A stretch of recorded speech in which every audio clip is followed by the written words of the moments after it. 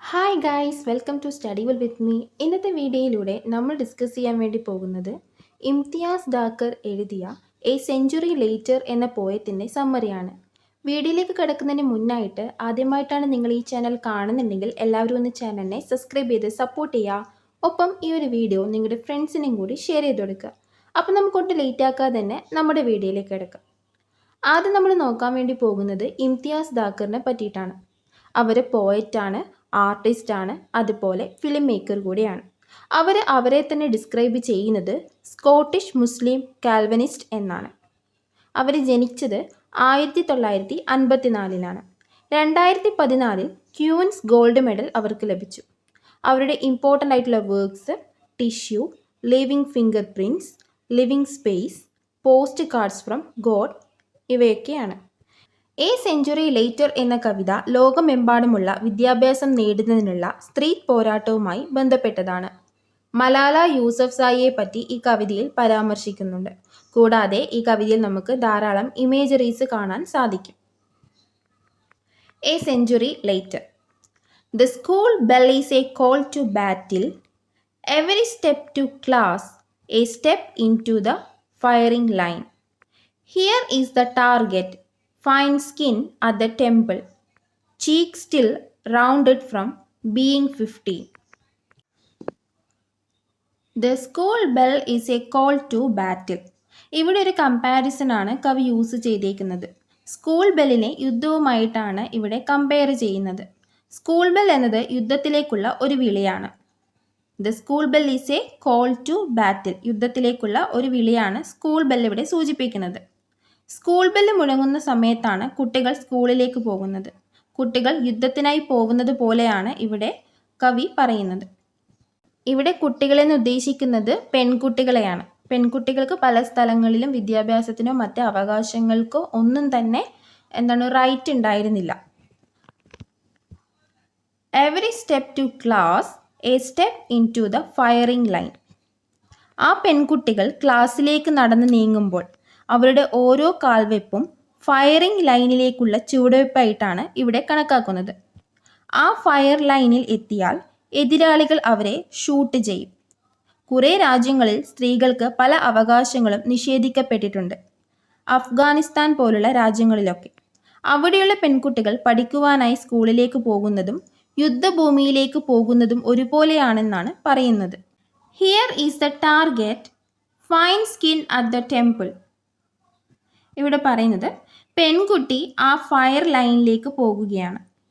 ആ ഗേളാണ് ടാർഗറ്റ്. അതായത് എതിരാളികളുണ്ടല്ലോ, വിദ്യാഭ്യാസം സ്ത്രീകൾക്ക് നൽകാൻ പാടില്ല എന്ന് പറഞ്ഞ് നടക്കുന്ന എതിരാളികൾ, അവർ ആ പെൺകുട്ടീനെയാണ് ടാർഗറ്റ് ചെയ്തിട്ടുള്ളത്. എന്തുകൊണ്ട്? അവൾ വിദ്യാഭ്യാസത്തിനായി സ്കൂളിൽ പോകുന്നത് കൊണ്ട്. അവൾ എങ്ങനെയുള്ളതാണെന്നാണ് പറയുന്നത്? ഫൈൻ സ്കിന്നാണ് അവൾക്കുള്ളത്. ടെമ്പിൾ എന്ന് പറഞ്ഞാൽ ഇവിടെ നെറ്റിയുടെ സൈഡ് ഭാഗം അവൾക്ക് ഫൈൻ സ്കിന്നാണുള്ളത്. പിന്നെ പറയുന്നത് തുടുത്ത റൗണ്ട് ആയിട്ടുള്ള ചീക്സ് ആണ് അവൾക്കുള്ളത്. 15 വയസ്സാണ് ആ കുട്ടിയുടെ പ്രായം.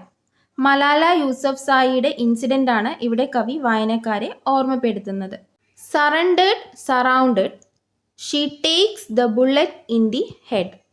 പഠിക്കാനായി സ്കൂളിലേക്ക് പോകുന്ന പെൺകുട്ടിയുടെ അടുത്തേക്ക് ഗൺമാൻമാർ വന്ന് വളയുന്നു.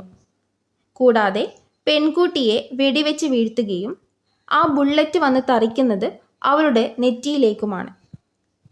And walks on, the missile cuts a path in her mind to an orchard in full bloom, a field humming under the sun, its lap open and full of poppies. പക്ഷേ ആ വെടിയുണ്ടയ്ക്ക് അവളെ തളർത്താൻ കഴിഞ്ഞിരുന്നില്ല.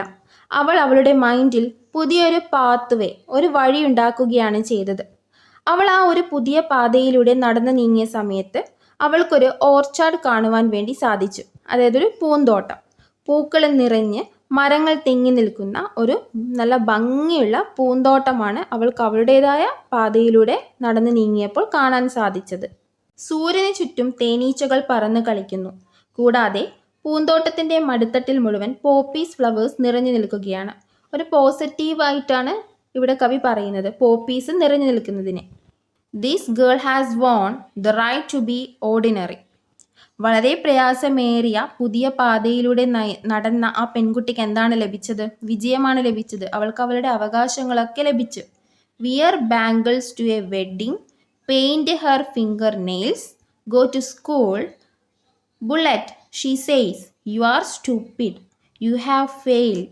You cannot kill a book or the buzzing in it. പെൺകുട്ടികൾക്ക് ordinary life നയിക്കാനുള്ള അവകാശം, വിവാഹത്തിന് പോകുമ്പോൾ വളകൾ കയ്യിൽ ധരിക്കാനുള്ള അവകാശം, അതുപോലെ ഫിംഗർ നെയിൽസിലൊക്കെ ചായം തേക്കാൻ, നെയിൽ പോളിഷൊക്കെ ഇടാനുള്ള അവകാശമൊക്കെ ലഭിച്ചു. സ്കൂളിൽ പോകാനുള്ള അവകാശം എല്ലാം ലഭിച്ചു. അങ്ങനെ ആ പെൺകുട്ടി ബുള്ളറ്റിനോട് പറയുകയാണ്. ഇവിടെ ബുള്ളറ്റിനെ ഒരു വ്യക്തിയായിട്ടാണ് പറയുന്നത്. ഇവിടെ നമുക്ക് പേഴ്സോണിഫിക്കേഷൻ ആണ് കാണാൻ സാധിക്കുന്നത്. പേഴ്സോണിഫിക്കേഷൻ എന്ന് പറഞ്ഞാൽ the attribution of human characteristics two things, abstract ideas etcetera. ഇവിടെ ബുള്ളറ്റിനെ ഒരു സ്റ്റുപ്പിഡായിട്ടാണ് പറയുന്നത്. നീ ഒരു സ്റ്റുപ്പിഡാണ്, എന്താ വെച്ചാൽ നീ ഒരു വിഡ്ഢിയാണ്, നീ തോറ്റിരിക്കുകയാണ്, നിനക്കൊരു ബുക്കിനെ കൊല്ലാൻ കഴിയില്ല, അതിനുള്ളിൽ നിന്നും വരുന്ന ബസ്സിങ് സൗണ്ടിനെ നിനക്കൊരിക്കലും ഇല്ലാതാക്കാൻ കഴിയില്ല. A murmur, a swarm, behind her, one by one, the school girls are standing up to take their places on the front line. ആദ്യം നിനക്കെതിരെ ഞാൻ മാത്രമേ ശബ്ദിച്ചിരുന്നുള്ളൂ, ബുള്ളറ്റിനോട് പറയുകയാണ്. എന്നാൽ ഇന്ന് എൻ്റെ പിറകെ ഒരു കൂട്ടം പെൺകുട്ടികൾ നിനക്കെതിരെ ശബ്ദിക്കുന്നുണ്ട്. പെൺകുട്ടികളെല്ലാവരും സ്കൂളിൽ പോകാനായി നിൽക്കുകയാണ്. കൂടാതെ അവരെല്ലാവരും ഫ്രണ്ട് ലൈനിലേക്ക് വരുന്നു. വെടിയേൽക്കുന്ന ഫ്രണ്ട് ലൈനിലേക്ക് ഞാൻ ആദ്യം എന്ന് പറഞ്ഞുകൊണ്ട് ഓരോരുത്തരും മുന്നിലേക്ക് വരികയാണ്.